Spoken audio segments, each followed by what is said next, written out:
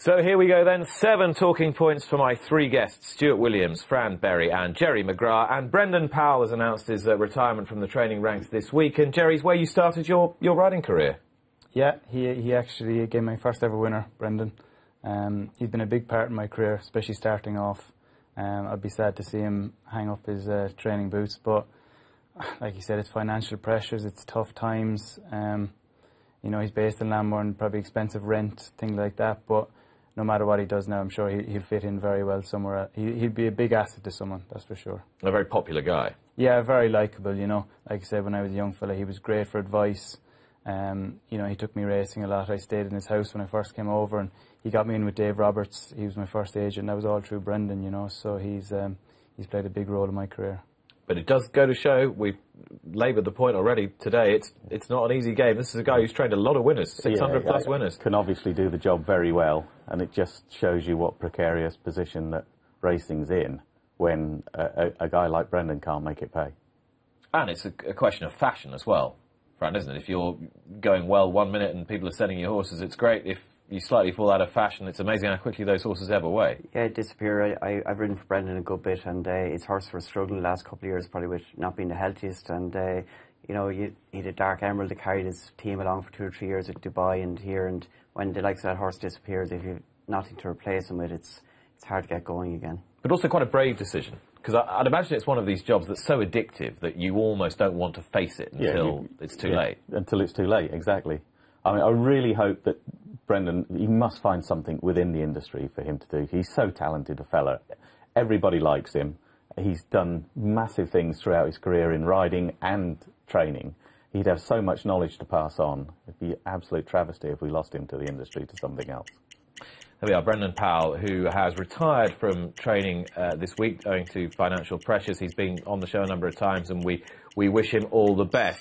Slightly challenging week for Robbie Dunn, who, after quite a protracted, lengthy inquiry, has had a little bit more than a slap on the wrist for essentially attempting to fool the clerk of the scales. Now, I'm far too professional to ask either of you whether this goes on regularly, but there's always jokes about cheating the scales. Do you think this will make jockeys think a bit differently, Fran? Well, my biggest problem was coming in heavy after a race and be thirsty, and you want to have a drink before you go out. You know, that was always my worry. Reading it up on this during the week, it sounds like a comedy of errors that just spiraled out of control. You know, I don't think there's any malice or intent on it, but it just got out of hand, and you know, it just doesn't give a good look to the game. Jerry, weight pressures clearly are pretty significant on all these riders on a day-to-day basis. What did you make of this story? It's a funny one, because if you actually look at it, like, I assumed at first when I read the case that he was doing 10 stone bottom weight, but the horse carried 11, 12. So it's a funny one. People are kind of thinking that there's this big plot going on, but I think it was just a very big mistake. I think he actually weighed out with a docker underneath the pad and the saddle he was actually riding in. Handed the saddle out, and then when the lad took the saddle, went to tack up, and the docker was there. It was just a genuine mistake. Right, like, so then they've had to get rid of the bit of lead. Exactly, like the lad didn't know what to do then, so he's obviously hasn't put on 2 saddles, he's put on 1 saddle, and then told Robbie at a later stage. It was just, like I said, just a bit of a mix-up. The valet's probably panicked as well. But I do think it was kind of blown out of proportion. Everyone kind of thinks it's this big kind of conspiracy. But it's not. It's not. It's, you know, it was at Chepstow. I think it was soft, heavy ground. I know half a pound isn't going to make much of it. And he won by 2 2.5, 2 3/4 lengths. You know, it's something nothing really, I think, and just move on from it. So we can just file it in the trademarks cock-up and gently slide along to the next thing. Exactly, yeah, that's for sure. 15 days, it's a long time, but, you know, that's one of those things. OK, so we will move on then, and we will talk about Lingfield, where this took a long time to announce the result of a steward's inquiry this week. There were essentially 3 separate incidents that the stewards were looking into. And in the end, there was a revision of the placings for 4th and 5th. But the announcement didn't come out for ages, Stuart. And the people were still thinking it was 1st and 2nd. There were people paying out, people doing their money on the exchanges. What did you make of this? I think we definitely need to be clearer. Obviously, the bookmakers want to pay out as soon as possible so the punters can get their money and go and reinvest on the next race. And I just think if they could make a decision that affects the result and get that out straight away. So get the right result, make a decision, get that out, so they can then pay out the punters, move on to the next race. Everything else, I think they can take their time, say maybe we'll come back after the next race and decide, or after the meeting, whatever. Just get it right. But I think, what happened in the week was just confusion. They gave out an amended result, and people on track didn't know whether it was amended the first two, and eventually it was amended the fourth and fifth or something like that. So it affected the prize money, but didn't affect the betting. And I think anything that doesn't affect the betting can be kept until they've got it right, and then we can tell people later on, look, this happened, there was an inquiry, this is what went on, and this was the result of it. But I think they need to quickly and accurately tell the public and everybody else what happened in the first 3-4 places, whatever it is you're getting paid out on the betting, and get that done as quickly as possible, and do all the other stuff afterwards. Yeah, it's an unusual set of circumstances, but I think there's probably a lesson to be learnt out of it, as Stuart was saying, that you get the important part of it cleared up first, and then move on to the rest, and then clear that up. The ground air. Well, Jerry, this is your best place to talk about this. There was some water put on the track between Friday and Saturday. Was there enough water put on? Should the track have been a bit more proactive, getting the ground to a slightly more good overall nature rather than what emanated as good to firm? Yeah, I think they've had a tough few years really as a race course, being like over jumps and on the flat. Obviously they missed their big meeting last year on the flat as well. It was disappointing over the weekend, but it's one of those, it's that time of the year, it's springtime. Like I said earlier, they're based so close to the coast, the breeze was so strong. I think they put on 5-6 mil the Friday night, but like I rode out in the track Saturday morning and you'd have barely known it was put on. There was a strong wind there again Saturday morning. The sun was out, it was a warm day. And the thing is, the moment too, is how from first to last race, how much the ground is drying out, so they'd have had to been applying water up until the first race really to make it very safe ground. This isn't the first time this has happened. It is a bit like that at the Scottish National Meeting when you get a drying week. Yeah, definitely, and like I said, it just didn't look good yesterday, all the non-runners coming out.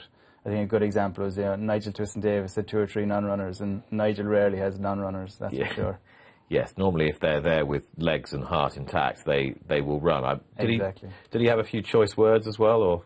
I don't know about that now, to be honest, Nick, but, like I said, it's rare that Nigel has non-runners. But it was perfect for Verdana Blue. Yeah, exactly, yeah, it suited her down to the ground, which, you can't cater for everyone. The one point I would make, Fran, is that the clerk of the course said no one had come and said anything to him, so he didn't change the ground, which was good. But they were breaking track records left, right, and centre. You've got to use the data available to you, haven't you? Yeah, very much so. And I think it all depends on the clerk. I don't know the clerk in error, but some clerks have better interaction with the racing professionals, and other people just bury their head in the sand and don't really want to know what the reality of it is. And if the track records are falling left, right, and centre, the ground is probably not good. We need independent assessors of the going. There we are. Independent assessors of the going, called for by Stuart Williams.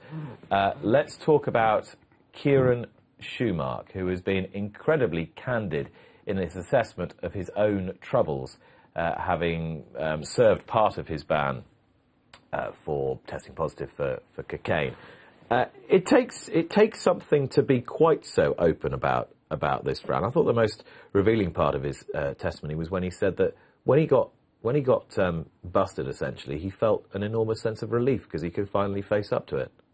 Yeah, I think it might have just given him that breather to actually take stock and have a look at where he was going with his life. And Kieran is a really, really nice guy, and we all know how good a rider he is, but he's actually a genuinely really good, thoughtful fella, and he's obviously had his addiction issues, maybe through wasting, through the pressures of riding, maybe, I don't know, but just getting that ban and be able to take a step back from everything at a young age, in the long term, I think it might be the best thing that ever happened to him. The other thing that struck me was that there'd been an exchange of letters between him and Roger Charlton, which I thought was quite touching. Yeah, it really was. It was good to see. I think, based on that area, himself and Roger had a very close relationship, not just a trainer and jockey type thing. And it's obviously Jason Watson is there now and things have moved on in the riding end of it, but to see that personal interaction is really good. And I think Kieran, when he comes back now with knowing how to control himself and deal with things. He should be a lot better for everything that's gone on in the past. Is that something you think he can get over, Jerry? Yeah, definitely. You know, I think, like Fran said, that kind of time away and things to reassess and, you know, just to get his head right, which I think is the big thing, is just getting your head right. And like you said, he's a very young lad, and being a flat jockey, they're just so busy, you know, they're on the road the whole time, and that time away will probably do him the world of good. And I see he's riding out in Charlie Hills, I see him there a few mornings a week, so, you know, he's obviously looking to the future already. Yeah, and he had a tough injury as well, punctured a lung and fractured 6 ribs, and that was when he said addiction really took hold. So Kieran, we wish you well. Look forward to seeing you back, and full marks for his candour this week. Now, it's all big love, isn't it now, Stuart, between the BHA and the horsemen? Like it's it's a warm, cuddly. That's it. I wasn't actually at the meeting, but obviously it's better for everybody if we can get on and sing from the same hymn sheet and try and promote our industry all round. It's a hymn sheet with a lot of parts. It's a sort of 8-part harmony, isn't it? That you're all trying to sing off.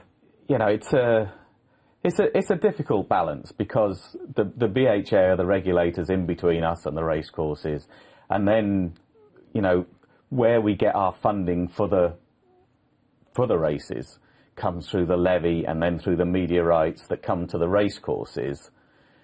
You know, whether the BHA should be the ones that are negotiating those deals for us, I don't know. You know, personally, I think it would be better if we, the horsemen, did the deals with the racecourses, and then the racecourses went to the bookmakers. I think that would be and the regulators regulated everything.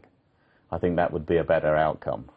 But and we were going sort of down that direction with a previous BHA administration, but when the previous one to this came in, they decided that wasn't the route they were going to go down. So then we got the tripartite agreement. We ended up with a tripartite agreement, which is a good thing, where they've sort of got everybody together.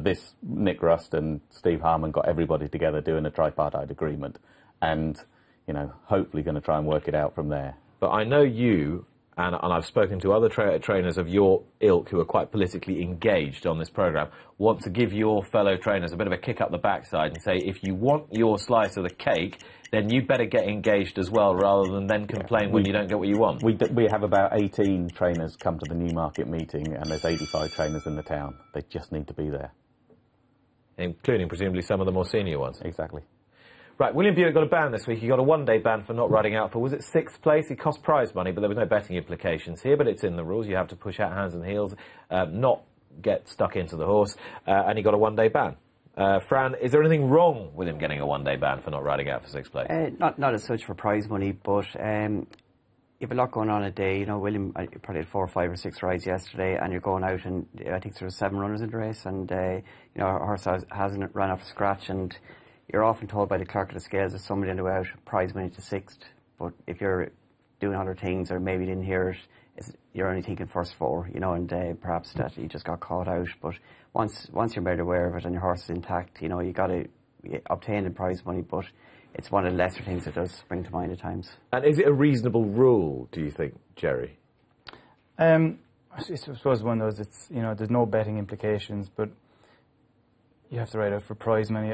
It's a funny one, and it's one of those, it's only because Nicky had a horse actually in the race, and I see the horse, he went off favourite, and he was first time up in trip, you know, so William obviously didn't want to be too hard on him, you know, things didn't go to plan on the day, and, you know, it's a tough one, you know, but, like, for the sake of one day, was it necessary? I don't know, but I thought it was harsh enough, really.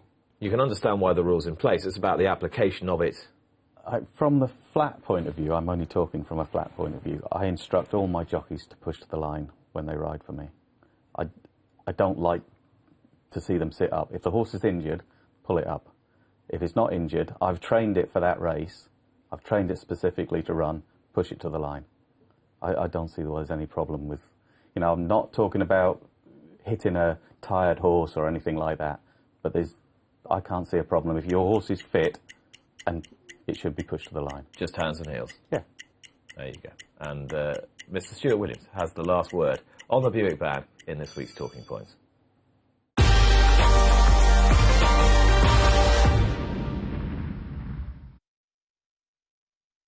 Stuart's worried now that he's not going to be able to actually book a jockey next week. I think you'll be fine. I think you'll be fine. I think you'll find somebody. Who was the guy that rode when nobody else would? He'll ride for you. Fran Berry, thank you very much indeed for your company this morning. Pleasure, Nick. Yeah, great to be here. And looking forward to seeing you again. When are you next on our screens? Yeah, really looking forward to them. On track at Newmarket on Wednesday for the Craven meeting and studio here on Thursday. So yeah, exciting. Fantastic. The bad news for you is that I'll be with you at Newmarket on Wednesday. So Twice a week. looking forward to that. And we will welcome Jerry and Stuart back a little bit later in the programme. And my special guest is coming up next.